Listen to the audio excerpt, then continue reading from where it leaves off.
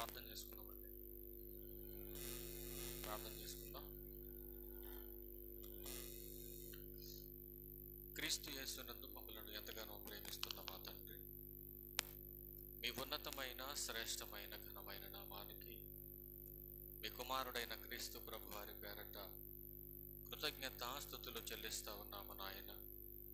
మా తండ్రివైన దేవ, విత్తబడుతున్న నీ మాటలు నీ పిల్లలు గ్రహించడానికి ప్రతి ఒక్కరికి మంచి మనసును దయచేయండి. చెబుతున్న నేను నా సొంత ఆలోచనతో కాక లేఖనానుసారంగా మాట్లాడడానికి మీ కృపతో జ్ఞానంతో నింపి నడిపించండి.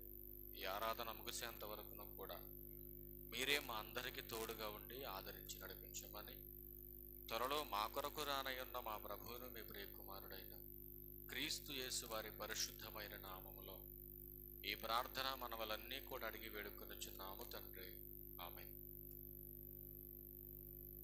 క్రీస్తునందు చేరువచ్చిన ప్రియులైన దేవుని పిల్లలందరికీ ప్రభును రక్షకుడైన క్రీస్తు వారి పేరట నా ప్రత్యేకమైన వందనాలు తెలియజేస్తూ ఉంటాను. చాలా మంచిది, ఎందుకంటే ఎండ ప్రభావం ఎక్కువగా ఉన్న కూర్చునే పరిస్థితి మందిరంలో కనపడకపోయినా దేవుని మాట కోసం మీ ఆత్మీయతను, మీ విశ్వాసమును మెరుగుపరిచేటటువంటి విలువైనటువంటి దేవుని మాట వినడానికి సిద్ధపాటు కలిగి వచ్చినటువంటి మీరందరూ కూడా ధన్యులని దేవుని వాక్యం చెబుతుంది. సేవకుడుగా నేను కూడా సంతోషపడుతున్నాను. చాలా మంచిది. మరొక చక్కటి ప్రాముఖ్యమైనటువంటి విషయాన్ని దేవుని గ్రంథంలో నుంచి కొద్ది నిమిషాలు మనం నేర్చుకుందాం. ముందుగా మనం చదువుకున్నటువంటి 12వ కీర్తన 4వ వచనంలో మరలా ఒకసారి ఆ మాటను జ్ఞాపకం చేసుకొని ఒక చిన్న టైటిల్ తీసుకొని ముందుకెళ్ళే ప్రయత్నం చేద్దాం. 12వ కీర్తన ఒక్కరు చదవండి, మొత్తం వినండి. తెల్ల మాట చాలా బాగుంటుంది. మా నాలుకల చేత మేము సాధించెదము, మా పెదవులు మావి, మాకు ప్రభు ఎవడని వారు అనుకుంటారు. ఇప్పుడు ఒక టైటిల్ చెప్తాను, రాసుకోండి. ఒక క్వశ్చన్ అడుగుతున్న తర్వాత ఒక టైటిల్ పేరు చెప్తా, రాసుకోండి. ఇప్పుడు నేను చెప్పేటటువంటి టైటిల్లో చెప్పేది నేను కాబట్టి మీరని చెబుతున్నా. రాసుకునేటప్పుడు నువ్వు ఎలా రాసుకోవాలంటే నా అని రాసుకోవాలి. నా ఎలా రాసుకోవాలి? నా అని రాసుకోండి. అప్పుడు మీకు అర్థమైంది పాఠం. మీ నాశనానికి ఎవరు కారణం? చాలా ఈజీ క్వశ్చన్గా మీకు కనపడవచ్చు. మీ నాశనానికి కారణం ఎవరు? ఇప్పుడు నువ్వు అక్కడ రాసుకోవాలి, నా నాశనానికి కారణం ఎవరు. ఈ టైటిల్ నేను రాసుకునేటప్పుడు నేను చాలా జాగ్రత్తగా ఆలోచన చేశాను. ఈ టైటిల్ కూడా హడావుడిగా కుదరక ఒక రోజంతా కూర్చొని రాసే సమయం లేదు. ఈ వారంలో డ్యూటీలో ఉండి ఆఫీస్లో కూర్చొని అర్ధరాత్రి 1 గంట 2 రాసుకునే మాట. ఇది రాసుకొని చెక్ చేసేటప్పుడు నాకు నేనుగా క్వశ్చన్ చేసుకొని నాకు నేనుగా పరీక్షించుకున్నా. ఇందులో నా నాశనానికి కారణం ఏంటి అనేది ఫస్ట్ నన్ను నేను చెక్ చేసుకున్నా. ఒకవేళ దేవుడు చెప్పినటువంటి పరిస్థితులలో, దేవుడిచ్చినటువంటి ఆజ్ఞను అనుసరించేటటువంటి ప్రయాణంలో ఒకవేళ నేను ఫెయిల్ అయితే నా నాశనానికి నేనే కారణం అవుతానన్నమాట. అంటే ప్రతి మనిషి యొక్క నాశనానికి కారణం ఏంటో మనం వెతకగలిగినప్పుడు చాలా అద్భుతమైనటువంటి రిజల్ట్ మనకు దొరుకుతుందండి బైబిల్ నుంచి. ఈరోజు చాలా మందికి తెలియట్లేదు నా నాశనానికి కారణం ఏంటి. ఈరోజు చాలా మంది పిల్లలకు తమ నాశనానికి కారణం ఏంటంటే 10th ఫెయిల్ అవ్వటం. విశాఖపట్నం పరిసర ప్రాంతాల్లో 4 పిల్లలు చచ్చిపోయారండి 10th ఫెయిల్ అయిన రోజు రాత్రే. ఈ సంవత్సరం ఫెయిల్ అయితే వచ్చే సంవత్సరం చదువుతావు. నువ్వు చస్తే మీ అమ్మ మీ నాన్నకు మళ్ళా నువ్వు పుట్టే అవకాశం ఉండదు. అలా చచ్చినోడు పరలోకానికి వెళ్ళడు. గుర్తుపెట్టుకోండి విషయాన్ని. వాళ్ళ నాశనానికి కారణం ఎవరంటే వాళ్ళ చదువు. ఈరోజు చాలా మంది కుటుంబాలలో కూడా భార్యలో నాశనం అవటానికి కారణం ఎవరంటే భర్తలని చెప్పకూడదు. భార్యల నాశనానికి కారణం ఎవరంటే, ఒక సైంటిస్ట్ ఒక పరిశోధనలో మనుషుల మీద ప్రయోగం చేశాడు. ఆయన యొక్క పరిశోధన మనిషి యొక్క ఆలోచన తీరి బాల్యం నుంచి దేవుని గ్రంథం చెప్పిన విషయాలే అతను వెల్లడి చేశాడు. తర్వాత ఏం చెప్పాడంటే, మనుషుల యొక్క స్థితి బాల్యం నుంచి యవ్వనానికి, యవ్వనం నుంచి వృద్ధాప్యానికి ఎలా అయితే తమ కాలగతుల్ని మార్చుకుంటా ఒక్కొక్క కాలాన్ని దాటి ముందుకెళ్తుందో, వయసుతో పాటే మనిషిలో ట్రావెల్ చేస్తుంది ఏంటయ్యానంటే కోపం. చూడండి, చాలా మంది పిల్లల్లో కానీ, పెద్దల్లో కానీ, వృద్ధుల్లో కానీ బాల్యంలో ఉన్నటువంటి కోపం యవ్వనంలో ఉంటుంది. యవ్వనంలో ఉన్నటువంటి కోపమే వృద్ధాప్యంలో కూడా ఉంటుంది. కోపానికి వయసు ఏమన్నా ఉందా? దానికి ఏమన్నా వయసు ఉందా కోపానికి? బాల్యం, యవ్వనం, వృద్ధాప్యం లాగా అది కూడా ఏమన్నా కాలాలు మార్చుకుంటుందా? మార్చుకోదు. ఎండాకాలంలో అదే కోపం వస్తుంది, శీతాకాలంలో అదే కోపం వస్తుంది, నెక్స్ట్ కాలం వానాకాలంలో అదే కోపం వస్తుంది, ఆ తర్వాత నెక్స్ట్ కాలం మనకు పోయే కాలం, అప్పుడు కూడా కోపమే. అవునా కాదా? ఎప్పుడైనా కోపంలో మార్పు కనపడదు. కానీ బైబుల్ అంది కదా, కోపమే పాపమా పోని శాపమా? కోపం పాపం అన్నోడు చేతులు ఎత్తండి. కోపం పాపం అన్నోళ్ళు ఎత్తరు. ఎందుకంటే అందరికి కోపం వస్తుంది. 24 గంటల్లో 20 గంటలు కోపపడతా నేను. మీ అందరికి ఒక సలహా చెప్తున్నా, నేను 24 గంటల్లో 20 గంటలు కోపపడతాను. నేను నాకు నచ్చని పని ఎవడన్నా చేసినా, నాకు నచ్చని ఎవడన్నా మాట్లాడినా, వాక్య విరుద్ధంగా మాట్లాడినా, నేను చెప్పింది వినకపోయినా వెంటనే రియాక్ట్ అవుతాను నేను. ఆ తర్వాత వెంటనే పాపాన్ని కోపంగా మాత్రం మార్చుకోను.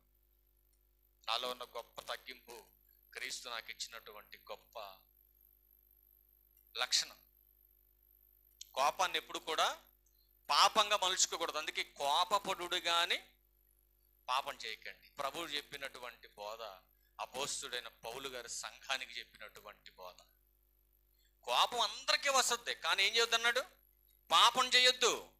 అందుకే ఒక చిన్న టైటిల్ తీసుకొని కొంచెం ముందుకెళ్దాం. మధ్యలో ఒక క్వశ్చన్ అడుగుతా, దయచేసి ఎవ్వరు మీరు బాధపడకండి తల్లులారా, మీ గురించి మాట్లాడుతున్నా. పాఠం అంతా కూడా మీదే, కొంచెం ఒళ్ళు దగ్గర పెట్టుకొని జాగ్రత్తగా ఉండి. ఎందుకంటే ఈ మధ్యకాలంలో మీరు గమనించారో లేదో, ఎక్కువగా యాక్సిడెంట్లో కానీ చచ్చిపోయేవాళ్ళు కూడా ఎక్కువ బాల్యం నుంచి కూడా ఇప్పటి వరకు చూస్తే, రీసెంట్గా ఈ 4 నెలల నుంచి చచ్చిపోతున్న వాళ్ళ లిస్ట్ బయటకు తీస్తే ఎక్కువగా చచ్చిపోయింది పురుషులే. మీరు ఆలోచించండి, ఎక్కువగా చచ్చిపోయింది పురుషులేనండి. యవ్వనస్తులు కావచ్చు, తల్లిదండ్రుల పెంపక లోపం, యజమానులు కావచ్చు, భార్యల సరైనటువంటి బాంధవ్యం లేకపోవటం. అంటే స్త్రీ వల్లే పతనం ప్రారంభమైంది ఈ సృష్టికి. అందుకే దేవుడు అన్నాడు, ఒక అందమైన ఇంటికి ఇల్లాలుగా నిన్ను తీసుకొచ్చి పెట్టే. ఎందుకు? లోపం ఉన్నటువంటి కుటుంబాన్ని సరిచేస్తావని, అంతేగాని సమస్యలకు దారితీస్తావని కాదు. అందుకే ఒక చిన్న టైటిల్తో మీ ముందుకు తీసుకొచ్చినటువంటి టాపిక్ని కొంచెం త్వరగా చూసే ప్రయత్నం మనం చేద్దాం. అసలు ఈ సమస్యకు పరిష్కారం ఉందంటారా లేదంటారా కూడా బైబిల్ చెప్పాలి మనకి. ప్రతి సమస్యకు పరిష్కారం ఉంది, అవునా కాదా? కోటి విద్యలు ఉన్నాయి భూమి మీద. ఈ కోటి విద్యలు దేనికోసం అంటే, చెబుతున్న నీతి, ఈ కోటి విద్యలు దేనికోసం? ఎంతమంది నమ్ముతున్నారు ఇది? కోటి విద్యలు కూటి కోసం అన్న ఎంతమంది నమ్ముతున్నారు? కోటి విద్యలు కూటి కోసం అయితే కూడు దేనికోసం చెప్పాలి? కోటి విద్యలు కూటి కోసం అయితే కూడు దేనికోసం? తెలుసా తెలీదా? కూడు దేనికోసం? జానడ పొట్ట కోసం, అవునా కదా?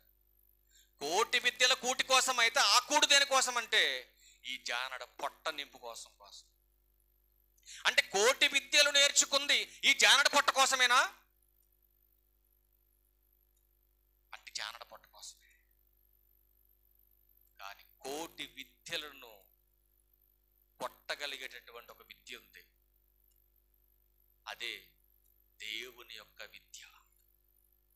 ఆ విద్య ఎంతమంది నేర్చుకోవాలి? ఈరోజు డబ్బున్నోడికి ఉన్నతమైన విద్య, డబ్బు లేనోడికి గవర్నమెంట్ విద్య, ఇంకా డబ్బు లేనోడికి ఏ విద్య లేదు.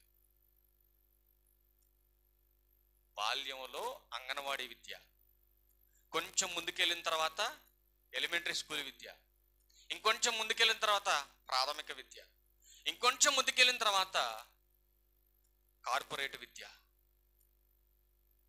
కానీ బాల్యం నుంచి వృద్ధాప్యం వరకు ప్రతి ఒక్కరికి అవసరమైనటువంటి ఈ కోటి విద్యలలో ఒకటి కాదండి ఇది, కోటి ఒకటో విద్య. ఇది బాల్యం నుంచి వృద్ధుల వరకు ప్రతి ఒక్కడు నేర్చుకోవలసిన విద్య, అనుసరించవలసినటువంటి విద్య, నీ ఆత్మను బలపరిచేటటువంటి విద్య. ఈ విద్యను వినటానికి ఎంతమంది సిద్ధంగా ఉన్నారు? మీరు ఆలోచించేయండి. 11 గంటలకి భోజనాలు హో అని సాటింపేశారు. పొద్దున ఇంటింటి తిరుగుకొని చెప్పారంట. 7 గంటలకు ఉప్మా, 11 గంటలకు భోజనం. మీరంతా కుటుంబ సమేతంగా వచ్చేయాలి. వెళ్ళే వచ్చాం మేము కూడా దానికి. ఇప్పుడు అక్కడికి వెళ్ళే వచ్చాం, భోజనం తినే వచ్చాం. వెళ్ళి ఫస్ట్ స్టార్టింగ్ మేము వెళ్ళినప్పుడు కుర్చీలన్నీ ఖాళీ, ఒక్కళ్ళు లేరు లోపల. 11:30 దాటింది అంతే, కుర్చీలు వెనకాల పట్టుకుని రెడీగా ఉన్నారు. అసలు ఆడు తినడం అవనే లేదు, ఈడు వెనకాల రెడీగా ఉన్నాడు. ఇలాగా నేను అప్పుడు లోపలకు కూడా వెళ్ళకుండా అక్కడే మొత్తలో నుంచొని కాసేపు చూసా. ఎప్పుడన్నా ప్రార్థనకు వచ్చే విషయంలో ఎప్పుడన్నా ఈ వెయిటింగ్ ఉందా? మనిషికి ఉందా? ఈ వెయిటింగ్ ఉందా అంటే తిండికున్న ఓపిక, తిండికి తీసుకుంటున్న శ్రద్ధ, ఆ తిండి తినటానికి ఎర్రని ఎండలు అక్కడ నుంచున్నారు.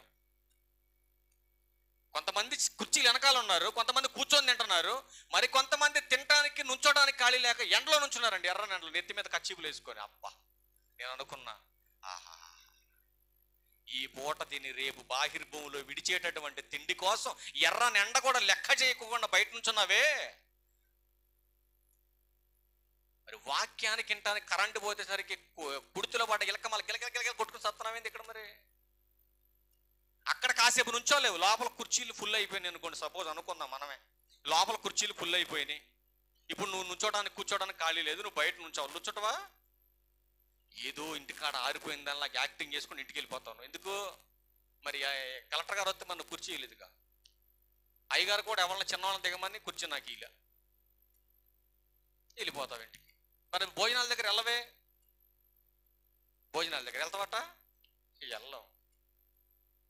బైబిల్ చెప్తుంది కదా, మీ నాశనానికి కారణం ఎవరో, మీ నాశనానికి కారణం ఎవరు? కొన్ని బళ్ళు మీద రాస్తారండి కొటేషన్స్, మీరు ఎప్పుడైనా చదివారో లేదు.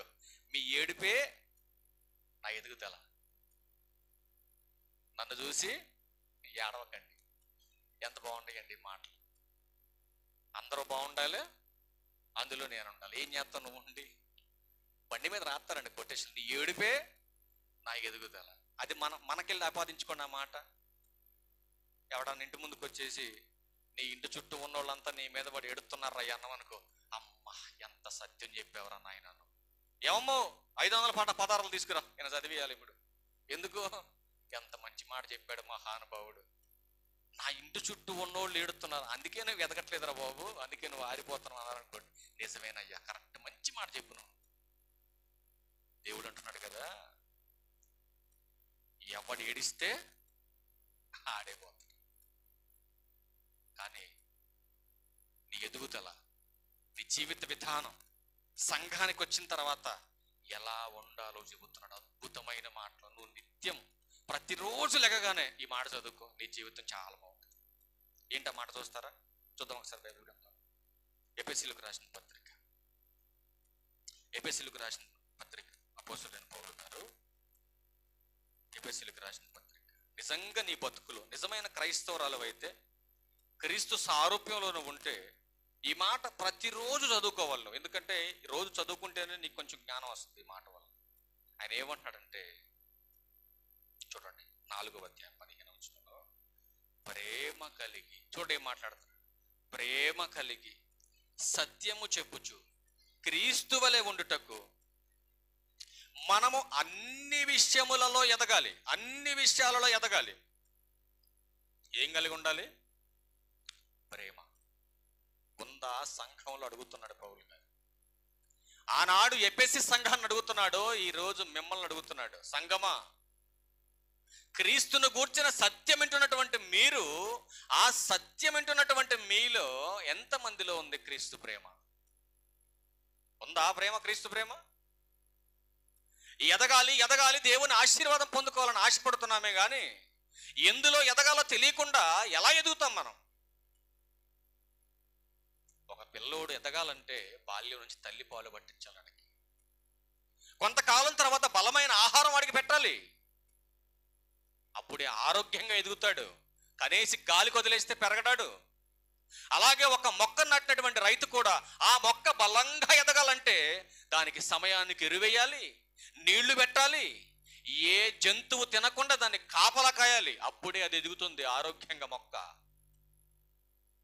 కానీ క్రీస్తులోకి వచ్చినటువంటి మనం, క్రీస్తు వలె మనం అన్ని విషయాలలో ఎదగాలంటే అన్ని విషయాలలో మనం ఏం చేయాలి? క్రీస్తు ప్రేమను కనపరచాలి. ఇదే పుస్తకంలో పక్క పేజీ తిప్పండి, 5వ అధ్యాయం ప్రారంభం వచ్చిన దగ్గరికి వెళ్ళండి. కావున మీరు అంటున్నాడు. మీరు అంటే ఎవరు? సంఘములోకి వచ్చిన వారు. సంఘములోకి వచ్చిన వారు అంటే ఎవరు? మీరు అంటే సంఘం. ఆ సంఘమైనటువంటి మీరు ఎలా ఉండాలని దేవుడు కోరుకున్నాడు? పరిశుద్ధులుగా, నిర్దోషులుగా ఉండాలని దేవుడు కోరుకున్నాడు. అంటే పరిశుద్ధులుగా, నిర్దోషులుగా ఉన్నటువంటి మీరు ఎలా ఉండాలో చెబుతున్నాడు. ప్రియులైన పిల్లల వలె దేవుని పోలి నడుచుకొనుడి. ప్రియులు అంటే అర్థం ఏంటి? బాగా ఇష్టమైన వాళ్ళని ప్రియులు అంటారు. అవునా కదా? ఇద్దరు ప్రేమికులు ఎలా ఉంటారు? ప్రారంభంలో ఎలా ఉంటారు ఇద్దరు ప్రేమికులు? నీ కోసం ఒకడు ఎవరెస్ట్ ఎక్కుతానన్నాడు ప్రేమికురాల కోసం, ఇంకొకడు పసిఫిక్లో దూకుతానన్నాడు. అప్పుడు మీరు చెప్పాలా? గ్లాసుడు యాసిడ్ తీసుకొచ్చి పెడతా ముఖం మీద పోసుకొని చెప్పాలి. పోసుకుంటాడా? ఆడెవడో పిచ్చోడు రాశాడు పిచ్చి పాట. ఎక్కుతారు ఏంటి? ఎవరెస్ట్ చక్రం ఎక్కుతారు? ఎవడో ఎక్కాడు మహానుభావుడు, గిన్నిస్ రికార్డు కొట్టాడు. పసిఫిక్లో దూకుతువేంటి? దూకితే పాడి కూడా దొరకదు. భయంకరమైన తిమింగళాలు ఉంటాయి, అందులో మింగి పడేస్తే దరిద్రం వదిలిపోదు. యేసుక్రీస్తు ప్రభువారి యొక్క మాదిరికరమైనటువంటి లక్షణాలు సంఘానికి ఆపాదించేలాగా పౌలు గారు ఎఫెసీ సంఘానికి చెబుతున్నాడు. ఇదిగో మీరు ప్రియులైన పిల్లల వలె దేవుని పోలి నడుచుకోవాలంటే సంఘమా, మీరందరూ కూడా ప్రియులు, అత్యంత ఇష్టమైనటువంటి వారు మీరు. నాకు అత్యంత ఇష్టమైనటువంటి మీరు ఒకరినొకరు ఏం చేసుకోవాలి? ప్రేమించుకోవాలి. దయచేసి నేను లోక ప్రేమ గురించి చెప్పట్లేదండి. ఒకరినొకరు ప్రేమించుకోమని అయ్యగారి వాళ్ళు చెప్పాడని చెప్పేసి మీరు లోక సంబంధంగా ప్రేమించుకునేవాళ్ళు. ఒక ఆయన అన్నంట, సంగమా పవిత్రమైన ముద్దు పెట్టుకొని ఒకరినొకరు వందనాలు చెప్పుకోండి అని చెప్తే వాళ్ళలో ఉన్నటువంటి శారీరక స్వభావం బయటకు వచ్చేసి ఎవడికి నచ్చినోడు వాడు వెళ్ళిపోయి ముద్దులెట్టేసుకుంటారంట ఈ లోపల. ఎంత భ్రష్టు పట్టుకుపోయింది సంఘంలో. అక్కడ పవిత్రమైన ముద్దు పెట్టుకోమని చెప్తే ఉరికెళ్ళి ముద్దు పెట్టుకోమని కాదురా నాయన. ముద్దు దేనికి గుర్తు? ముద్దు దేనికి గుర్తమ్మా? అది కూడా మనకు తెలియదు. ప్రేమకు గుర్తు. ప్రేమ ఉంటేనే ముద్దు పెట్టుకుంటాం. ఇందులో కూడా 2 రకాలు ఉన్నాయి. అటు చెప్పుకుంటూ పోతే పోళ్ళన్నీ వస్తాయి బయటికి. మనకు వద్దు అవన్నీ. ఇప్పుడు మన టాపిక్లోకి మనం వెళ్దాం. ఇప్పుడు దేవుడు ఏం చెబుతున్నంటే, ప్రియులైన పిల్లల వలె మీరు దేవుణ్ణి పోలి నడుచుకోవాలి. తర్వాత చెబుతున్నాడు, క్రీస్తు మిమ్మును ప్రేమించి పరిమళ వాసనగా ఉండుటకు మన కొరకు తన్ను తాను దేవునికి అర్పణగాను బలిగాను అప్పగించుకొనెను. అలాగుననే మీరును ఏం కలిగి ఉండాలి? ప్రేమ కలిగి ఉండాలి. ఎంతమందిలో ఉంది ఈ ప్రేమ? మీరు ఆలోచించండి. ప్రేమ ఏం ఉంచుకోదంట మనసులో? ప్రేమ మనసులో ఏముంచుకోదు? కొరింథీయులకు రాసిన మొదటి పత్రిక. ప్రేమ అంట లోపల ఏముంచుకోదు చూపిస్తున్నాడు. చూడండి 4వ వచనం, 13:4. కొరింథీయులకు రాసిన మొదటి పత్రిక 13వ అధ్యాయం 4వ వచనం. ప్రేమ దీర్ఘకాలం అంటే సంఘములో చేర్చబడిన దగ్గర నుంచి, క్రీస్తు ప్రేమను అలవర్చుకున్న దగ్గర నుంచి దీర్ఘకాలం అన్నాడంటే నువ్వు జీవించినంత కాలం కూడా ఈ ప్రేమ సహిస్తుంది, దయ చూపిస్తుంది. ప్రేమ చూసారా ఏం మాట్లాడుతున్నాం? మత్సరపడదు. మత్సరం అంటే మత్సరం. ఇప్పుడు టాపిక్ అంతా అక్కడే ఉంది, దాని గురించి చూపిస్తే ఇప్పుడు మీకు. ఎందుకంటే ఈ టాపిక్లో మనకి పాయింట్ అవసరం కాబట్టి చూపిస్తున్నాను మీకు. ప్రేమ మత్సరపడదు, ప్రేమ డంబముగా ప్రవర్తించదు, అది ఉప్పొంగదు, అమర్యాదగా నడుచుకోదు, స్వప్రయోజనమును విచారించుకొనదు, త్వరగా కోప్పడదు, అపకారమును మనసులో ఉంచుకోదు. అబ్బా ఎంత అద్భుతంగా ఉందండి. అంటే క్రీస్తు ప్రేమ మీరు కలిగి ఉండాలని ఎందుకు దేవుడు చెబుతున్నాడో ఈ మాటను బట్టి మనం ఆలోచించాలి. అంటే క్రీస్తు వారిలో లేనటువంటి లక్షణం క్రైస్తవుడిగా నీలో కనపడుతుందంటే, క్రైస్తవుడు అనే వేషం వేసుకున్నావు నువ్వంతే, క్రీస్తు అనే ముసుగేసుకున్నావు నువ్వంతే. క్రైస్తవుడని పిలిపించుకోవటానికి తోడేలు స్వభావాన్ని లోపనుంచుకొని గొర్రె చర్మాన్ని కప్పుకున్న వేషధారివి నువ్వు. నిజంగా క్రీస్తు ప్రేమ నీలో ఉంటే, దేవుని పోలి నడుస్తూ ఉంటే, మరి నీలో ఇవన్నీ కనపడాలి కదా. మీరు ఆలోచించండి. క్రీస్తు ప్రేమ మనలో ఉంటే, క్రీస్తుని పోలి మనం నడుస్తూ ఉంటే మనలో ఇవన్నీ కనపడాలి కదండి. మీరు ఆలోచించండి. నిజంగా మనం క్రైస్తవులమేనా? మీ గుండె మీద చేసుకుని మీరు ఆలోచించండి. నిజంగా క్రైస్తవులం మనమైతే, క్రీస్తు లక్షణాలు మనలో ఉంటే, మరి ఆయన ప్రేమకున్నటువంటి లక్షణాలు మనలో ఉన్నాయి. అందుకే ఆయన మాట్లాడుతున్నాడు, మీ క్రియలు జాగ్రత్త, మీలో ఎవడు జ్ఞానవంతుడు? స్త్రీలైనా పురుషులైనా మీలో ఎవరు జ్ఞానవంతులు? నిజంగా మీరు జ్ఞానవంతులు అయితే, ఆ జ్ఞానవంతులైనటువంటి మీలో క్రీస్తు జ్ఞానం ఉంటే మీ క్రియలు బాగుండాలి. యాకోబు గారు రాసిన పత్రిక 3వ అధ్యాయం 13వ వచనం చూడండి, ఎంత అద్భుతమైన మాట మాట్లాడుతున్నాడు ఆయన. యాకోబు గారు రాసిన పత్రిక, మీలో జ్ఞాన వివేకములు గలవాడెవడు? క్వశ్చన్ పెట్టాడు అక్కడ, క్వశ్చన్ మార్క్ ఉందా? ఇప్పుడు ఆన్సర్ చెప్పండి మీరు. మీలో జ్ఞాన వివేకములు గలవాడు ఎవడు? ఎందుకు క్వశ్చన్ అడిగాడు? ఏమ్మా, యాకోబు గారు ఈ సమాజానికి ఒక క్వశ్చన్ వేశాడండి. మీలో జ్ఞాన వివేకములు గలవాడెవడు? వివేకం అంటే వివేకం, అవివేకం అంటే మనకు తెలుసు, ఆడికి ఏం తెలీదు, వేస్ట్ ఫెలో అని. మరి వివేకం అంటే ఎవడు? అన్నీ తెలిసి అన్నీ చేయకూడనవాడు. వివేకం అంటే ఎవడో తెలుసా? అన్నీ తెలిసి కూడా ఏది చెయ్యాలో ఏది చేయకూడదు, ఏది మంచో ఏది చెడో అన్నీ తెలుసుకొని మంచిని మాత్రమే చేసేవాడిని వివేక్ అంటారు. అన్నీ తెలుసుకొని అన్నీ చేసేవాడిని ఏమంటారమ్మా? అన్నీ తెలుసుకొని అన్నీ చేసేవాడిని ఏమంటారమ్మా? ఏమంటారు తెలుసా మీకు? అన్నీ దౌర్భాగ్యుడు అంటారండి. ఏమంటారు? దౌర్భాగ్యుడు. అట్లాంటి దౌర్భాగ్యుడు దేవుని దృష్టికి జ్ఞానవంతుడు కాదు. ఒక అద్భుతమైన మాట ఏమన్నాడంటే, దుర్మార్గుడికి ఎన్ని తెలివితేటలున్నా, బైబిల్ చెబుతుందండి. బైబిల్ పరిభాషలోకి వెళ్ళి చూస్తే, ఈ టాపిక్ మీద దీన్ని పరిశోధన చేసి చూస్తే, బైబిల్ పరిభాషలోకి వెళ్ళి మనం అట్లాంటి వాడి గురించి మనం ఆలోచన చేస్తే, దుర్మార్గుడికి ఎన్ని తెలివితేటలున్నా అతడు మూర్ఖుడే అంద బైబిల్. చూసారా? ఒక దుర్మార్గుడికి ఎన్ని తెలివితేటలు ఉంటే ఉపయోగం ఏంటి? అటు దుర్మార్గుడు అయినప్పుడు అట్లాంటి వాడు మూర్ఖుడు అందండి బైబిల్. మరొక మాట చెబుతుంది, నిజమైన జ్ఞానం వల్ల కలిగేటటువంటి లాభం, నిజమైనటువంటి జ్ఞానం వల్ల కలిగేటటువంటి ఫలితం. జ్ఞానవంతుడు ఎప్పుడు కూడా ఎగిరిపడ్డాడు, జ్ఞానవంతుడు ఎప్పుడు కూడా తొందరపడ్డాడు, జ్ఞానవంతుడు ఎప్పుడు కూడా నోరు జారడు. మరి జ్ఞానవంతుడు ఏం చేస్తాడంటే అణుకువ కలిగి ఉంటాడు, స్త్రీ అయినా పురుషులైనా. జ్ఞానవంతుడు ఏం చేస్తాడు? చూడండి, జ్ఞానవంతులు తొందరపడి ఎక్కడ మాట్లాడరు, జ్ఞానవంతులు ఎక్కడ కూడా వేస్ట్ మాటలు మాట్లాడరు. కొంతమంది చూడండి చాలా డీసెంట్గా సైలెంట్గా ఉంటారు, అవసరం వచ్చినప్పుడే మాట్లాడతారు, అవసరం లేనప్పుడు నోరెత్తరు అసలు కాదు. అట్లాంటి వాళ్ళని బుద్ధిమంతులు అంది. బుద్ధిహీనుడు ఏం చేస్తాడు? నోటికి ఎదురుతో అది మాట్లాడుతూ ఉంటాడు. కానీ బుద్ధిమంతుడు ఏం చేస్తాడు? అవసరాన్ని బట్టి నోరెప్పుతాడు. అందుకే బైబిల్ అంది, నిజమైన జ్ఞానం కలిగిన వాడు బుద్ధిమంతుడు, లోక జ్ఞానం కలిగిన వాడు మూర్ఖుడు. అట్లాంటి వాళ్ళ గురించి బైబిల్ మాట్లాడుతూ ఉంది. ఈ తత్వం అంతా పోవాలంటే, ఈ స్వభావం అంతా పోవాలంటే చిన్నలు మొదలుకొని పెద్దల వరకు అందరూ నా మాట వినాలి. మీరందరూ నా మాట వింటేనే మీలో ఉన్న బుద్ధిహీనత పోతుంది అంటున్నాడు దేవుడు. ఈ మాట ఎక్కడ చెప్పాడు? ద్వితీయోపదేశ కాండంలో చెప్పాడు దేవుడు. ద్వితీయోపదేశ కాండంలో ఇశ్రాయేలుకు చెబుతున్నటువంటి మాట ఒక్కసారి 31వ అధ్యాయం, ఇంక 2 మాటలు చూసుకోవచ్చు. ద్వితీయోపదేశ కాండం 31వ అధ్యాయం 12వ వచనంలో చూడండి దేవుడు ఏం మాట్లాడుతున్నాడు అక్కడ.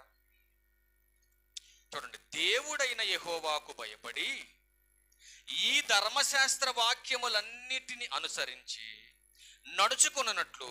చూడండి ఎవరెవరు చెబుతున్నాడు? పురుషులేమి, స్త్రీలేమి, పిల్లలేమి, మీ వీధుల్లో ఉన్న పరదేశులే కావచ్చు, వాటిని విని నేర్చుకున్నటకై అందరినీ పోగు చేసుకొని రమ్మంటున్నాడు దేవుడు. ఏంటి, వాక్యం వినటానికి ఎంతమంది కావాలా? మీరు ఆలోచించండి. మాట చదివితే చాలా అద్భుతంగా అనిపించింది. ఎవరెవరన్నా తీసుకురమ్మంటున్నాడు వాక్యం వినటానికి? మీ ఇంట్లో ఉన్న యజమానులు, యజమానురాళ్ళు, పిల్లలు, మీ కుటుంబంలో ఉన్న పిల్లలు, ఒకవేళ మీ వీధుల్లో ఎవడైనా మీ బంధువు కానీ, మీ రక్త సంబంధులు కానీ, మీ తోబుట్టువులు కానీ, మీ స్నేహితులు కానీ, మీ శ్రేయాభిలాషులు కానీ, ఎవరైనా మీకు సంబంధించిన వ్యక్తులు ఉంటే వాళ్ళను కూడా తీసుకొని రమ్మంటున్నాడు. ఇందులో మనం ఫెయిలా ఫాసా చెప్పాలా? ఇప్పుడు చెప్పండి, మీ నాశనానికి ఎవరు కారణం? మీ కుటుంబ పతనానికి ఎవరు కారణం? మీ కుటుంబానికి వచ్చేటటువంటి ఆశీర్వాదాలు పోవటానికి కారణం ఎవరు? అన్నిటికీ మీరేనా? అన్నిటికీ మీరేనా? మరొక అద్భుతమైన మాట చూస్తారా బైబిల్లో? చాలా అద్భుతంగా ఉంటుంది. ఇప్పుడు దేవుడు అవకాశాన్ని మీ చేతిలో పెడుతున్నాడు. ఇప్పుడు 2 తీసుకొచ్చాడు. ఒక్క మాట చూడండి. ఉప్పు కప్పు రంబు ఒకే పోలుకుండు. మీరందరిని బయటికి పంపించేసి ఉప్పు ఈ పక్కన, కర్పూరం ఈ పక్కన పెట్టా. మీరందరిని బయట తోలేసి మీకు తెలియకుండా. ఇప్పుడు వచ్చి ఇందులో ఉప్పు ఏది చెప్పమంటే ఎవరు చెప్పగలరు? ఎవరైనా చెప్పగలరా? ఉప్పు కర్పూరం 2 ఒకే పోలికలో ఉంటాయి. ఇప్పుడు దీన్ని సాల్ట్ చేసాం, మిక్సీలో వేసి దీన్ని సాల్ట్ చేసి పక్కన పెట్టాం. ఏది తీసుకుంటారు మీరు? ఏది వాడతారు మీరు? టేస్ట్ చూస్తే తప్ప మీ కళ్ళకి అదేంటో తెలియదు. దేవుడు మంచి నీ పక్కన పెట్టాడు, చెడు నీ పక్కన పెట్టాడు. నీ కళ్ళ ముందు పెట్టేసి ఎన్నుకోమంటున్నాడు. ఎన్నుకోమని చెప్పినటువంటి దేవుడు ఒక అద్భుతమైన సలహా చెప్పాడండో, గుర్తుపెట్టుకోవాలి ఈ విషయాన్ని. ఇదిగో మంచి ఎక్కడ పెట్టాడు, చెడుని ఎక్కడ పెట్టాడు. ఈ 2 పక్క పక్కన పెట్టేసి దాని వెనకాల వచ్చేటటువంటి ప్రతిఫలాన్ని కూడా చెప్పాడు. గొప్పోడు, మహానుభావుడు దేవుడు. మంచిని పక్క, చెడి పక్కన పెట్టి ఇందులో ఏది ఎన్నుకుంటే ఏం జరిగిందో కూడా వెనకాల ఉన్న రిజల్ట్ని చెప్పాడు దేవుడు. అందుకే దేవుడు అన్నాడు ఆయన. అద్భుతమైనటువంటి పర్సన్ దేవుడు. అందుకనే ఒకసారి ఆ మాట చెప్తాను. ఇదే ద్వితీయోపదేశ కాండంలో 30వ అధ్యాయము వచనం 19. చాలా బాగుంటుంది ఈ మాట, చూడాలి జాగ్రత్తగా. ఎన్నోసార్లు మనం చదువుకున్నాం, కానీ దీని వెనకాల ఉన్న బ్యాక్గ్రౌండ్ ఏంటో మనం చూడాలి. నేడు జీవమును, మరణమును, ఆశీర్వాదమును, శాపమును నేను నీ ఎదుట ఉంచి, చాలమ్మా, నేను నీ ఎదుట ఉంచి. ఏమేమి పెట్టాడు? జీవాన్ని పెట్టాడు, మరణాన్ని పెట్టాడు, ఆశీర్వాదాన్ని చెప్పెట్టాడు, శాపాన్ని పెట్టాడు. ఇప్పుడు ఈ పక్కన ఆశీర్వాదం ఉంది, ఈ పక్కన ఏముంది? శాపం ఉంది. ఇప్పుడు మనం ఏం కోరుకుందాం చెప్పాలి మీరు? ఇదిగో జీవం మీ పక్కన ఉంది, శాపం మీ పక్కన ఉంది. మరణం పై వచనానికి వెళ్ళండి, 15కి వెళ్ళండి, ఇంకా క్లియర్గా ఉంది. జీవమును మేలును, మరణమును కీడును పక్క పక్కన రాశాడు అక్కడ పై వచనంలో. అంటే మనం కీడును కోరుకున్నాం అనుకోండి, నెక్స్ట్ వచ్చేది ఏంటి మనకి? పక్కన రాశాడు కదా. కీడును కోరుకునేవాడికి మరణం వస్తుంది, మేలును కోరుకునేవాడికి జీవం వస్తుంది. ఇప్పుడు చెప్పండి, ఈ రెండింటిని మీ ముందు పెట్టి దేవుడు ఇప్పుడు కోరుకోమంటున్నాడు మిమ్మల్ని. ఫైనల్ జడ్జిమెంట్ అనమాట ఇది. బాబు 2 చేతుల ముందు 2 పెట్టాను నేను, ఏం కోరుకుంటారు? మీ ఇష్టం, మీ చాయిస్ అన్నాడు దేవుడు. ఇదిగో ఈ పక్కన మేలుంది, ఈ పక్కన కీడుంది. కీడు కోరుకునేవాడికి మరణం వస్తుంది, మేలు కోరుకునేవాడికి నిత్య జీవం వస్తుంది. ఇప్పుడు చాయిస్ మీదే. కాబట్టి మీ నాశనానికి కారణం కూడా మీరే. ఆదాము అవ్వలకు చెప్పాడు దేవుడు, నేడు తినుదినమున నిశ్చయముగా మీరు చచ్చెదరు. ఇప్పుడు ఎవరి చేతిలో ఉంది ఇది? ఎవరి చేతిలో ఉందండి ఇది? దేవుడు మన చేతికి ఇచ్చేసాడు జీవ గ్రంథాన్ని. ఇదిగో నాయన, ఇందులో జీవం ఉంది. ఈ జీవమే సర్వమానవాళికి వెలుగు, సర్వమానవాళికి రక్షణ. ఇదిగో ఈ వాక్యంలో ఉంది. మీ ఇష్టం. చాలా జాగ్రత్తగా దీన్ని నేర్చుకోవాలి మీరు. చాలా జాగ్రత్తగా మీరు అనుసరించాలి దీన్ని. మనం అనుకుంటే చాలా చిన్న పుస్తకం అంటే వయసు అయిపోతుందండి ఈ పుస్తకానికి. బైబిల్ నలిగిపోతే బైబిల్ మార్చి బైబిల్ తెచ్చుకుంటాం. అదే నువ్వు పోతే నువ్వు ఆలోచించు ఒకసారి. అందుకని అంటున్నాడు, ఇదిగో నీ సమస్యకు కారణం నువ్వే. ఆదికాండం 2వ అధ్యాయం 17వ వచనం చూడండి, అద్భుతమైన మాట ఉంది అక్కడ. ఆదికాండం 2వ అధ్యాయం 17వ వచనం. అయితే మంచి చెడ్డల తెలివినిచ్చు వృక్ష ఫలములను నీవు తినకూడదు, నీవు తినకూడదు. వాటిని తినుదినమున నిశ్చయముగా నీవు చస్తావు. చాయిస్ నీకే ఇచ్చాడు దేవుడు, కానీ నువ్వేం చేస్తున్నావు? నీ చావుకు నువ్వే కారణమవుతున్నావు. నీ పతనానికి నువ్వే కారణమవుతున్నావు. దేవుడు చెప్పింది ఏమీ వినట్లేదు నువ్వు. అందుకే చెబుతున్నాడు, ఇదిగో నీ యజమాని వినాలి, నీ భార్య వినాలి, నీ బిడ్డలు వినాలి. ఏరి కుటుంబం ఎలా ఆశీర్వదింపబడుతుంది మీరు ఆలోచించండి. నీ కుటుంబం ఆశీర్వదింపబడాలంటే నీ కుటుంబం అంతా దేవుని మందిరంలో ఉండాలి. నీ పిల్లల ఒలీవ మొక్కల వల్ల ఎదగాలంటే తల్లిదండ్రులుగా మీరు దేవుని మందిరంలో ఉండాలి. దేవుని మందిరానికి రాకుండా ఎంత సంపాదించినా ఎంత చేసినా నీ కష్టార్జితం వ్యర్థం. నిశ్చయముగా నీవు నీ చేతుల కష్టార్జితాన్ని అనుభవించాలంటే నువ్వు దేవుని మందిరంలో ఉండాలి. దేవుని మందిరంలో రాకుండా నువ్వెంత కూడబెట్టినా హాస్పిటల్కి అప్పచెప్పాల్సింది గుర్తుపెట్టుకోయి మాట. ఇది శాపం కాదు, ఆశీర్వచనం. మీకు శాపవచనం కాదు, ఆశీర్వచనం. అందుకే అని అంటున్నాడు కదా, చెడును ఇష్టపడినంతగా, చెడుని ఇష్టపడినంత ఇష్టంగా దేవుడు చెబుతున్న మాట వినకుండా మనిషి ఏం చేస్తున్నాడండి? చెడుని ఇష్టపడినంతగా మనిషి మంచిని ఇష్టపడట్లేదు. చిన్నపిల్లలకు కూడా చూడండి, ఆడికి ఆరోగ్యకరమైనది పెడతాడు, తింటాడా? ఎందుకు తింటున్నాడు? నువ్వు వాడు తయారు చేసేవాడిని. అవునా కాదు? ఇవాళ పిల్లలకి ఎక్కువగా వాక్యాల గురించి బైబిల్ గురించి చెబుతున్నారా, సెల్ ఫోన్ చేతిలో పెట్టి వదిలేస్తున్నారా? మీరు చెప్పాలి. తర్వాత నష్టం ఎవరికి? తర్వాత నష్టం ఎవరికమ్మా? మీ పిల్లల్ని సక్రమంగా పెంచలేకపోతే ప్రమాదం చాలా దగ్గరలో ఉందని గుర్తుపెట్టుకోండి. ఒక అద్భుతమైన మాట బైబిల్ గ్రంథంలో నుంచి మనం చూద్దాం. ఒక అద్భుతమైన మాట చూద్దాం. ఎంత మాట? సమూయేలు మొదటి గ్రంథం 16వ అధ్యాయం 21వ వచనం చూద్దాం ఒకసారి. సమూయేలు మొదటి గ్రంథం 16వ అధ్యాయం 21వ వచనం చూడండి ఆ మాట. దావీదు సౌలు దగ్గరకు వచ్చి అతన్ని ఎదుట నిలవబడగా అతని యందు సౌలునకు బహు ఇష్టము పుట్టెను. చూసారండి, ఎవరిని చూస్తే ఇష్టం పుడుతుంది? జాగ్రత్తగా వినాలి. చాలా ప్రాముఖ్యమైన విషయాలు మాట్లాడదాం ఇప్పుడు. మన టాపిక్ ఏంటి చెప్పాలి గట్టిగా. నా కదమ్మా, నాకెళ్ళి చెప్తేటగా. నా నాశనానికి కారణం ఎవరు? నా నాశనానికి కారణం ఎవరు? దాని గురించి మనం చూస్తున్నాం. ఫైనల్గా మీకు 2 మాటలు చూపిస్తాం. ఇక్కడ సౌలు ఎదుటకు దావీదు వచ్చాడు. ఇప్పుడు సౌలు గారు ఎదుటికి దావీదు గారు రాగానే సౌలు గారి రియాక్షన్ ఎలా ఉంది? ఇక్కడ ఆయన చూడగానే బహు ఇష్టము కలిగేను. అంటే ఇప్పుడు ఈ ఇష్టంలో మనకి ఎక్కడైనా లోపం కనపడుతుందా? కనపడుతుందమ్మా ఎక్కడైనా? ఎక్కడ మనకు కనపట్ల. తర్వాత కొద్ది రోజుల తర్వాత ఏ దావీదు మీద అయితే ఇష్టపడ్డాడో, ఏ దావీదునైతే హక్కును చేర్చుకున్నాడో, ఏ దావీదునైతే తన దగ్గర తన సహోదరుడుగా సాటి మనిషిగా తన దగ్గర పెట్టుకొని పక్కన నుంచుకొని ఇష్టపడ్డాడో, ఆ దావీదు గారంటే కొన్ని రోజులకి ఇష్టం పుట్టట్లేదు సౌలు గారికి. ఎందుకు పుట్టలేదో ఇదే పక్కన అధ్యాయం దగ్గరికి వెళ్దాం. సమూయేలు మొదటి గ్రంథం 18వ అధ్యాయంలో, సమూయేలు మొదటి గ్రంథం 18వ అధ్యాయము 9వ వచనం. కాబట్టి నాట నుండి సౌలు దావీదు మీద విషపు చూపు నిలిచాను. ఏమన్నా అక్కడేం చూపించాడు? బహు ఇష్టం చూపించాడు. ఎక్కడేం చూపిస్తున్నాడు ఈ మనిషి? విషపు చూపు చూస్తున్నాడు. ఎందుకు విషపు చూపు చూస్తున్నాడు అంటే, ఎప్పుడు ఈయన్ని హతం చేయాలా, ఎప్పుడు ఈయన్ని నాకు అడ్డు లేకుండా చేసేయాలా, అక్కడ ఇష్టం చూపించినటువంటి ఆయన ఆ ఇష్టాన్ని కొద్ది రోజుల తర్వాత ఆ ఇష్టం కాస్త ఎలా మారిపోయిందండి? చూడు ఎలా మారిపోయిందో, అసూయగా మారిపోయింది. ఎందుకు సౌలు గారికి దావీదు మీద అసూయ కలిగింది? పైన 8 నుంచి మీరు వస్తే 7 నుంచి రండి. ఆ స్త్రీలు గాన ప్రతిగానములు చేయుచు వాయించుచు సౌలు 1000 కొలదియు దావీదు 10,000 కొలదియు అని ఒక సాంగ్ పాడారండి వాళ్ళు అక్కడ. చూసారండి?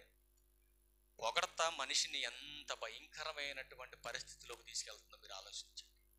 ఎక్కువగా మనల్ని పొగుడుతున్నారంటే అది మన నాశనానికని గుర్తుపెట్టుకోవాలి.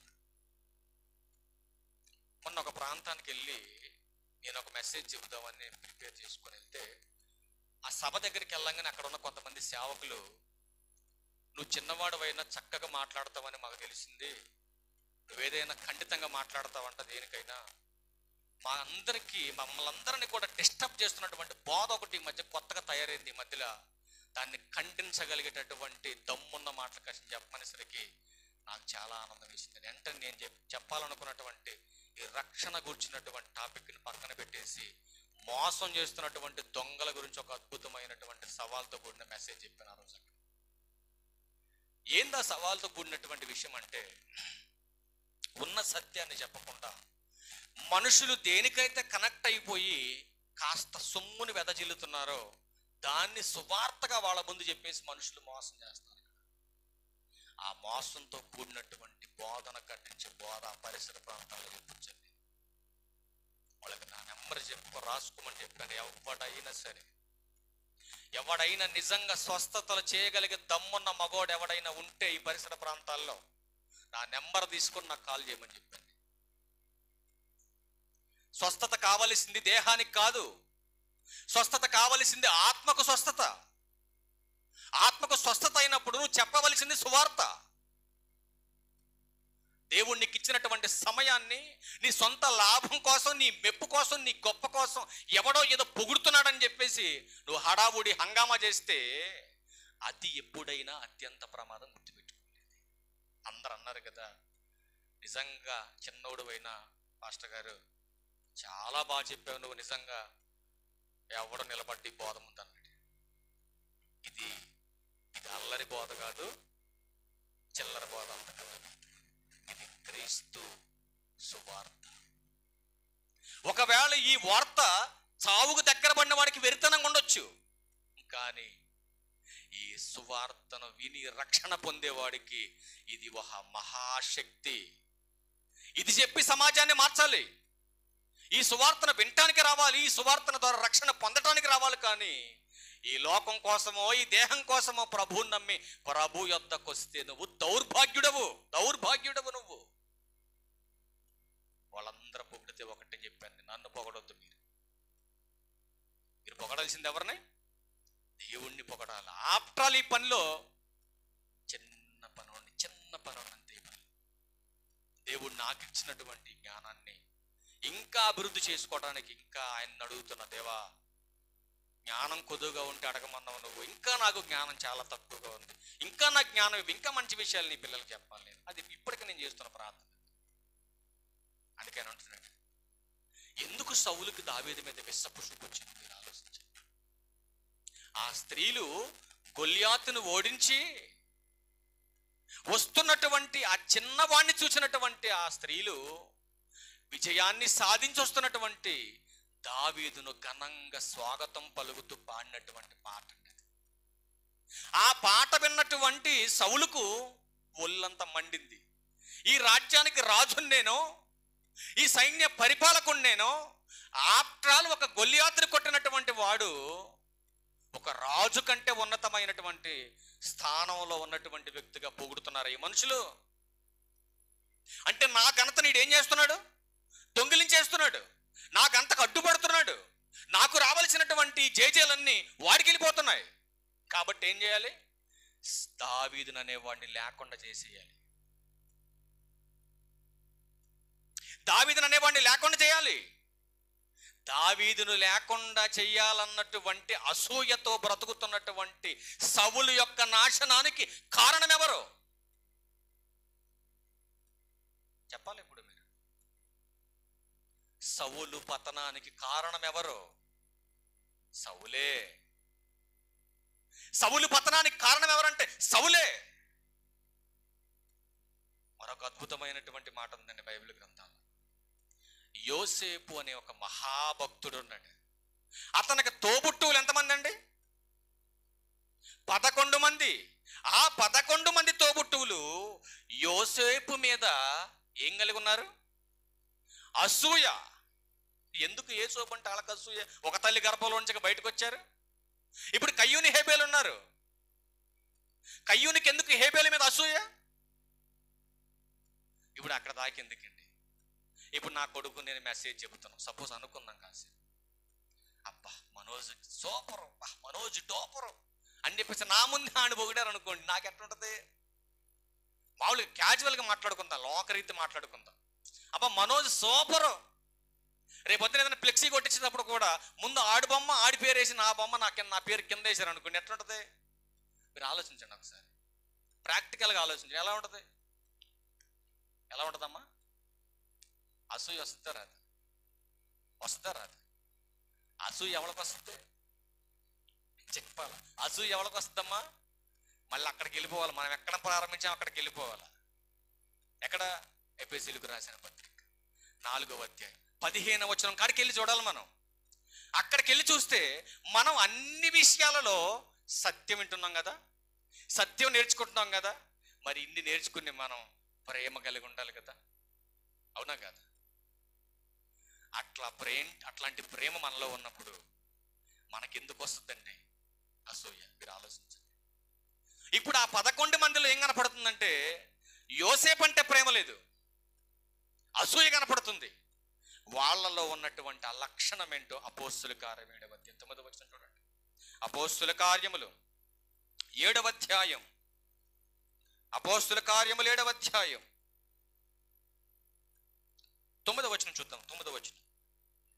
ఆ గోత్రకర్తలు అంటే ఆ 11 మంది గోత్రకర్తలు, ఆ 11 మంది మత్సరపడి యోసేపును ఐగుప్తులోనికి పోవుటకు అమ్మివేసిరి గాని దేవుడు అతనికి తోడయుండి అతని శ్రమలన్నిటిలో నుంచి ఆయన తప్పించాడు.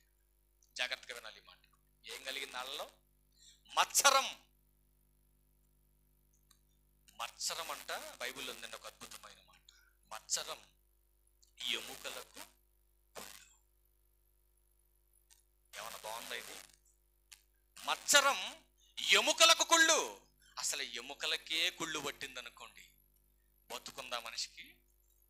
ఎక్కడో బాడీలో కొంచెం సెప్టిక్ అయిపోయి అక్కడ చీము రక్తం కారుతుంది అనుకోండి, అది చూసినటువంటి మనకి అసహ్యం పడుతుంది కొంచెం చూస్తేనే, స్కిన్ మీద కలిస్తేనే. అసలు డైరెక్ట్ ఎముకలకే కుళ్ళు పట్టింది అనుకోండి, ఇంకెక్కడ బతుకుతావు నువ్వు? ఇంకెక్కడ బతుకుతావు? ఎముకలకే కుళ్ళు పట్టింది అనుకోండి, ఇంకెక్కడ బతుకుతావు? అంటే ఎముకలకు కుళ్ళు పట్టకుండా ఉండాలంటే బైబుల్ చెబుతున్నటువంటి బోధ నువ్వు విని తీరాలి. ఏంటా బోధనంటే మత్సరం మనలో ఉండటానికి వీల్లేదు. అంటే మత్సరం ఎముకలకు కుళ్ళు అయితే అసూయ దేనికి కారణం? 2 విషయాలు పొందుపరిచారండి ఇందులో అసూయ గురించి. అసూయ ఆరోగ్యానికి కాదండి, ఆత్మకు కూడా. అసూయ ఉన్నవాళ్ళు చూడండి, దేహం పుష్టిగా ఉండదు, ఆరోగ్యం సరిగా ఉండదు. నీ అసూయే నీ అనారోగ్యానికి కారణం, నీ ఆరోగ్యం పాడవటానికి కారణం నీ అసూయ, నీ ఓర్వలేనితనం. ఈరోజు ఎప్పుడు కూడా మనిషి తన గురించి తాను ఎప్పుడు ఆలోచించడండి, ఎప్పుడు పక్కన వాళ్ళ గురించి ఆలోచిస్తాం. మనకంటే వాళ్ళు బాగున్నారు, మనకంటే వీళ్ళు బాగున్నారు, మనకంటే వాళ్ళు ఎక్కువ సంపాదించేస్తున్నారు, మనకంటే వీళ్ళు హ్యాపీగా ఉంటున్నారు, నేనేంటి ఎలా అయిపోతున్నానని వార్వలేనటువంటి స్వభావం ఉంటుంది. అందుకే మీ నాశనానికి ఎవరు కారణమని బైబిల్ దగ్గరికి వెళ్ళి అడిగితే బైబిల్ అంతా చెబుతుంది కదండి.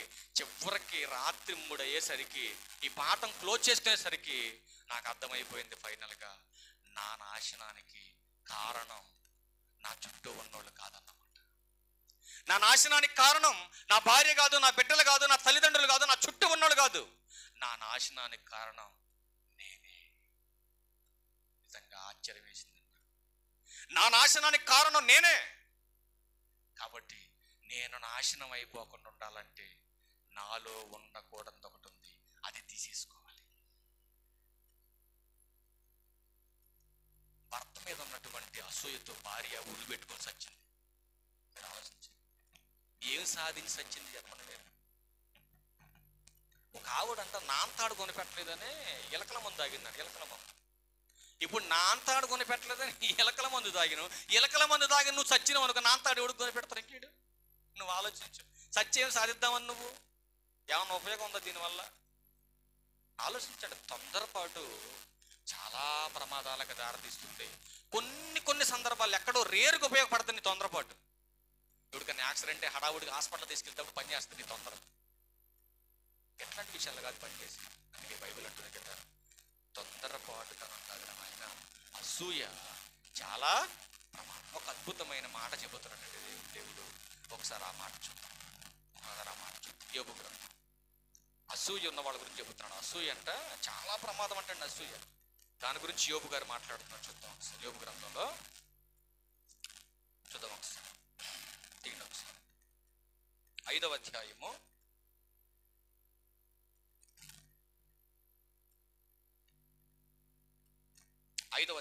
1-2 వచనాలు. నీవు మరలిడిన ఎడల నీకు ఉత్తరమియగలవాడెవడైనా ఉన్నాడా? పరిశుద్ధ దూతలలో ఎవని తట్టు తిరుగుతావు నువ్వు? దౌర్భాగ్యమును గూర్చి ఏడ్చుట వలన మూఢులు నశించెదరు. బుద్ధి లేని వారు అసూయ వలన చిరకాలం బతికెదరు అనేది ఉందా అక్కడ? బుద్ధి లేనోళ్ళు అంటే ఏం చేస్తారు? బుద్ధి లేనోళ్ళు ఏం చేస్తారంట? అది కాన్సెప్ట్ మిస్ అవుతున్నారు మీరు. అసూయ పడేది ఎవరు ఇప్పుడు చెప్పండి ఫైనల్గా? బుద్ధి లేకపోవడం అంటే అర్థం ఏంటి? దేవుని జ్ఞానం అనే సెన్స్ లేదు వాళ్ళకి. ఎవరయ్యా అసూయ పడతారంటే బుద్ధి లేనోళ్ళు. బుద్ధి లేనోళ్ళు ఎందుకు మారిపోయారనంటే బుద్ధి లేనోళ్ళు అంతా వాక్యం లేక మారిపోయారు. అవునా కాదు చెప్పాలి మీరు? అంటే అసూయ పడే వాళ్ళు దేనివల్ల అసూయ పడుతున్నారంటే బుద్ధి లేక. బుద్ధి అంటే ఏంటి బైబిల్ పరిభాషలో? జ్ఞానం. జ్ఞానం. ఏ జ్ఞానం? 2 జ్ఞానాలు ఉన్నాయి. ఒకటి పైనుంచి వచ్చే జ్ఞానం, 2 భూలోక సంబంధమైన జ్ఞానం. ఆ పైనుంచి వచ్చే జ్ఞానం నిన్ను ఏం చేస్తుందంటే నిన్ను లోపరుచుకుంటూ తగ్గించుకునేలా చేస్తుంది. ఎందుకంటాడు క్రీస్తు యేసునందు సద్భక్తితో బ్రతకను ఉద్దేశించి వారందరికీ హింస పొందుతారని చెప్తే, క్రీస్తు యేసునందు ఉన్నటువంటి ఆ విశ్వాసులు ఒకసారి తిమోతి రాసినటువంటి పత్రికలకి వెళ్తాం. బాగుంటుంది ఆ మాట చూడండి ఒకసారి. సంతుష్టి సహితమైనటువంటి భక్తి అనే పదం వాడబడుతుంది అక్కడ. ఒకసారి ఆ మాట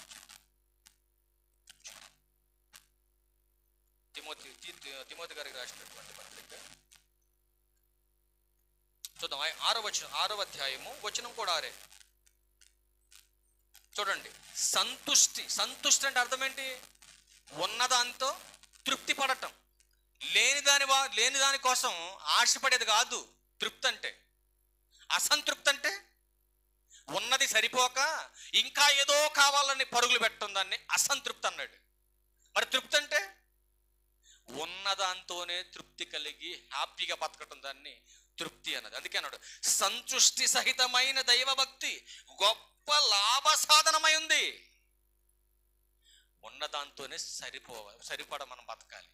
6 దినాలు పనిచేసావు కదా, 6 దినాలు పనిచేయడానికి దేవుడు ఆరోగ్యం ఇచ్చాడు కదా, సరిపోదా ఇంకా నీకు? ఈ ఆదివారం 7వ దినాన్ని కూడా నువ్వేం చేస్తున్నావు అంటే తృప్తి లేనటువంటి జీవితంతో పరుగు పెడుతున్నావు. అందుకే అన్నాడు ఈ లోకంలోకి నువ్వేమే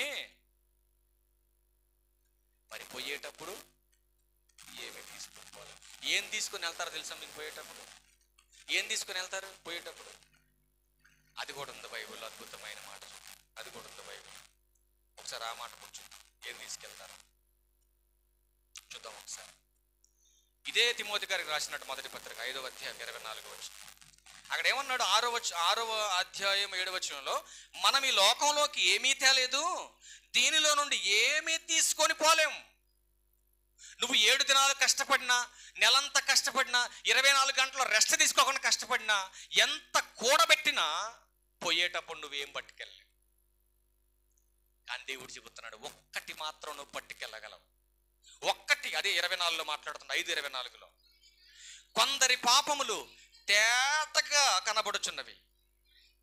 చూడండి ఏం మాట్లాడారు. కొందరి పాపములు తేటగా బయలుపడి న్యాయపు తీర్పునకు ముందుగా నడుచుచున్నవి. ఇదేంటి ముందు వెళ్ళటమైన పాపాలు? అందుకే ఒక మాట చెబుతూ ఉంటారు పెద్దలు,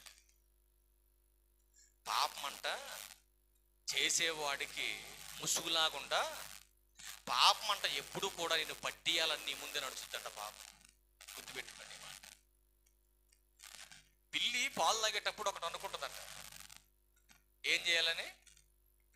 నేను చాలాసార్లు పెద్దోళ్ళని సామెత చెబుతుంటే ఖచ్చితంగా నిజంగా పిల్లి పాలు తాగాలని చాలాసార్లు ట్రై చేశాను నేను. నాకెవరో నిజం చెప్తే అది తెలుసుకుందాక నిద్రపోండి.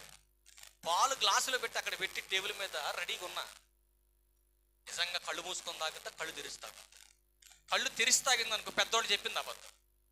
కళ్ళు కనుక మూసుకొని తాగింది అనుకో పెద్దోళ్ళు చెప్పింది నిజమే. నమ్మాలని చెప్పేసి నాకు డౌట్ వచ్చేసి ఒక గ్లాసులో పాలు పోసి ఆడ పెట్టే కింద. నిజంగానే పిల్లి వచ్చిందండి. వచ్చేసి పొజిషన్ కూర్చుంది. నేను అనుకున్న ప్రార్థన చేస్తున్నాం అనుకున్నా. కాసి పొజిషన్ కూర్చొని గ్లాస్ దగ్గర అటు చూసింది, ఇటు చూసింది. నేను గోడ పక్కనే ఉండా, దానికి కనపడకుండా కూర్చొని ఒక్కసారి అరిసింది. ఏమంటది పిల్లి? ఎందుకని తెలుసండి, ఇక నేను పాలు తాగటానికి రెడీ అవుతున్నా, నన్ను ఆపగలిగే శక్తి ఎవడకన్నా చూసుకుంటా అన్నది పిల్లి. అప్పుడు మెల్లిగా కళ్ళు మూసుకుంటాయి. కళ్ళు మూసుకొని టప కొద్దాయి తాగేసి మళ్ళీ మెల్ల కళ్ళలో వేసాను. ఈలోపు నాకు ఆత్రం ఆక్కని కొద్దిగా ముందుకెళ్ళేసరికి నన్ను చూసాను. నిజమా అబద్ధం? పిల్లి పాలు తాగటం, కళ్ళు మూసుకొని తాగటం నిజమా అబద్ధం? అయితే ఇప్పుడు మీరు ట్రై చేయండి. ఇంటికి పోయాక ఒక గ్లాసులో పాలు పోసి అక్కడ పెట్టి పిల్లిని పిల్లమని వచ్చి తాగుతుంది. అందుకే పెద్దలు అంటారంటే చాలా సామెతలు, రే ఎవడో చూడట్లేదని పాపం చేస్తున్నావా? ఆ సామెత చెప్పకూడదు కాబట్టి చెప్పట్లేదు, కానీ తప్పట్లా చెబుతాయి. దొంగతనం, వ్యభిచారం ఎవడు దాచినా దాగదు. దేవుడు చెప్పాడుగా, నీ పాపాలు నిన్ను పట్టించడానికి, నిన్ను బట్టబయలు చేయటానికి, నిన్ను శిక్షకు గురి చేయటానికి నీ పాపాలు నీకంటే ముందు వెళ్తున్నాయంట. చాలా మంది చూడండి, పిచ్చి తండ్రికి ఏం తెలియదంటే, పిచ్చి తండ్రి పిచ్చి కొట్టులాగా పని చేయడానికి తిరుగుతూ ఉంటాడు. ఆ ఊరు తిరిగి పనులు చేసి సాయంత్రానికి సంపద తీసుకొచ్చి బంట్లో వేసి కింద ఫ్యాన్ కింద సోఫాలో కూర్చున్న భార్యకి, సీరియల్ చూసే భార్యకి కడుపు నిండా భోజనం పెట్టాలా, చదువుకునే పిల్లలకు బట్టలు కొనాలా, వాళ్ళ బుక్స్ కొనాలా, వాళ్ళ ఆళ్ళ పాల చూడాలని ఈ భారం అంతా మీద వేసుకొని పిచ్చి కొట్టులా పని చేస్తూ ఉంటాడు తండ్రి. ఇంట్లో సుఖానికి అలవాటు పడిపోయినటువంటి స్త్రీ పిల్లల్ని గాలికి వదిలేస్తుంది అడ్డు రాకుండా.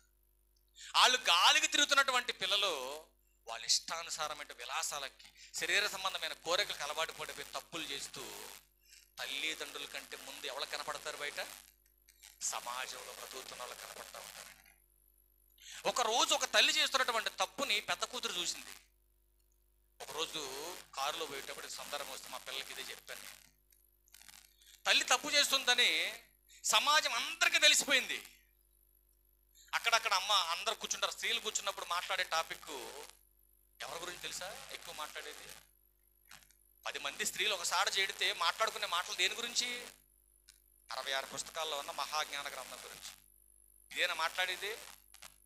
దేవుడు అన్నాడు కదా ఇశ్రాయేలు గురించి, వారి మాటలు నేను విన్నాను.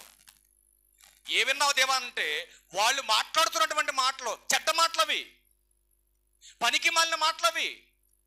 అంటే పరిశుద్ధుని గూర్చిన మాటలు కాదవి. 10 మంది స్త్రీలు ఒక సాట చేరినా, 10 కుక్కలు ఒక సాట చేరినా ఒకేలా ఉంటారు శబ్దం. గుర్తుపెట్టుకోండి. ఆ నోట ఈ నోట పడిపోయింది. ఒకరోజు హాలిడేస్ రోజు పెద్ద కూతురు వెళ్ళి వాళ్ళకి తెలిసినటువంటి బంధువుల దగ్గర కూర్చుంటే, రోజు మాట్లాడుకునే అలవాట్లు పొరపాటుకి పిల్లలు మర్చిపోయి మాట్లాడుకున్నారు వాళ్ళ అమ్మ గురించి. కూతురు అన్నది, మా అమ్మ గురించి ఎలా మాట్లాడుతున్నారేంటి? వాళ్ళ నాన్న ఈత చెవులు తెలుసా మీకు? ఈత చెవులు తెలుసమ్మా? పెండ తట్లు బొట్లతో రాడ్లతో వాటిని కోసుకురావడానికి ప్రతిరోజు మహానుభావుడు సైకిల్ వేసుకొని కత్తి తీసుకొని పోయి వాటన్నిటిని కోసుకొచ్చి పగలంతా వాటిని నైట్ అంతా చీల్చుకొని, పగలంతా కోసుకొస్తున్నాడు, నైట్ అంతా చీల్చుకొని ఆ బుట్టలో పెండ తట్లు అల్లుకోవటం. ఒకరోజు ఆదివారం పూట కేటాయించుకొని, ఆదివారం కదా అందరూ సెలవు, ఆదివారం పూట పొద్దున్నే బయలుదేరి సైకిల్ కట్టుకొని ఆ ఊరు తిరిగి ఆ తట్లన్నీ అమ్ముకొచ్చి ఇద్దరు కూతుర్ని భార్యని పోషించుకుంటున్న గొప్ప తండ్రి ఆయన. అట్లాంటి తండ్రి ప్రతిరోజు ఇదే పనాడికి బయటికి వెళ్ళటం, తీసుకురావటం. భార్య తప్పు చేస్తుంది, పెద్ద కూతురు చెవన పడింది, బలం సరిపోదనుకుంది. చిన్న కూతురు కూడా చెప్పింది, చెల్లి మన అమ్మ మన నాన్నని మనల్ని మోసం చేస్తుంది. ఇద్దరు కూతుర్లు పసిగట్టారు, మా అమ్మ ఏం చేస్తారు సాయంత్రం కూడా.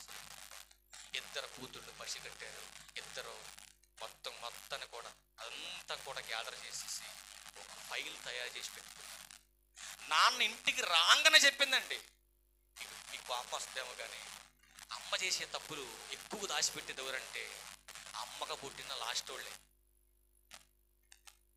తెలుసా మీకు? వెంటనే తండ్రి దగ్గరికి వెళ్ళిపోయి పెద్ద కూతురు చెబుతున్నా, నాన్న నాకు మా కోసం మా అమ్మ కోసం ఎంత కష్టపడుతున్నావు నువ్వు, కానీ అమ్మ మాత్రం మనల్ని మోసం చేస్తుంది. మరి అమ్మకి చెప్పారా మీరంటే? అమ్మే తప్పు చేస్తున్నప్పుడు అమ్మకి చెబితే అమ్మ మమ్మల్ని ఊరుకుంటుందా? అట్లా పురుగులు మందు పెట్టి చంపిన తల్లు చాలా మంది ఉన్నారు బిడ్డలు. అమ్మ నువ్వు తప్పు చేస్తున్నావు అని అడిగినందుకు ఇద్దరు పిల్లలకి విషం కలిపిందండి అన్నంలో. ఇద్దరు పిల్లలకి విషం కలిపి చంపేసింది ఇద్దరు పిల్లలు. మరొక తల్లి అయితే ఒక టూరిస్ట్ ప్లేస్కి తీసుకెళ్ళింది, బ్రిడ్జి మీద తీసుకెళ్తే కింద జలం నీరు ప్రవాహంగా పారుతుంది, ఇద్దరు పిల్లలను చూడమని చెప్తుంది, వెంటనే తోచేసి పడేసింది దాంట్లో నేను. ఎందుకంటే నేను చేస్తున్న ఈ అక్రమకరం సంబంధమైనటువంటి పాపానికి లడ్డు రాకూడదు అనుకుంది, చేతికొచ్చిన ఇద్దరు పిల్లలను నీటితో తోసిపడేసింది. ఈ పిల్ల చెప్పింది, నాన్న ఇలా చేస్తుంది అమ్మ అని చెప్పగానే నాన్న అంతా మైండ్లో పెట్టుకున్నాడు. పిల్లల్ని ఏమనలేదండి, పిల్లల్ని చక్కగా మీరు మీ కాలేజీకి మీ స్కూల్కి వెళ్ళిపోండి, మీరు అమ్మ సంగతి నేను చూసుకుంటాను అన్నాడు. ఒకరోజు ఎప్పుడు వెళ్ళేలాగానే పొద్దున్నే క్యారేజ్ కట్టుకున్నాడు, సైకిల్ తీసుకున్నాడు, వెళ్ళిపోయి అక్కడే ఉన్నాడు లోపల ఆ ప్రాంతం.